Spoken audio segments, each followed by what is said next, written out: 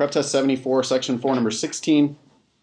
Most commentators on Baroque painting consider Caravaggio an early practitioner of that style, that is the Baroque style, believing that his realism and novel use of the interplay of light and shadow broke sharply with current styles of Caravaggio's time and significantly influenced 17th century Baroque painting. So they're looking at his use of realism and novel use of the interplay of light and shadow, and they're saying, okay, so that's different from the shit that was happening at the time, and so he's actually an early Baroque painter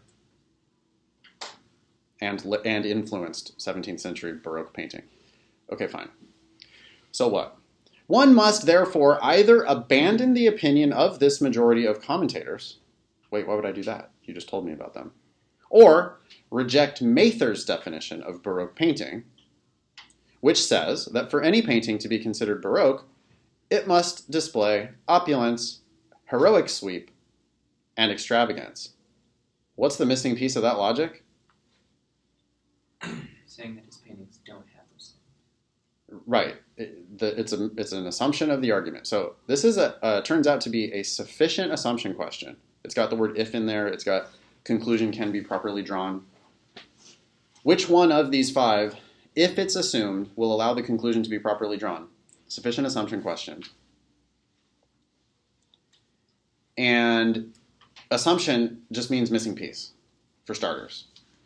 So this one, clearly, you are assuming, I mean, this argument makes no sense if Caravaggio has opulence, heroic sweep, and extravagance. So you are assuming, it's just the obvious missing piece here, Caravaggio's paintings do not have opulence, heroic sweep, and extravagance. And I think that's just the answer.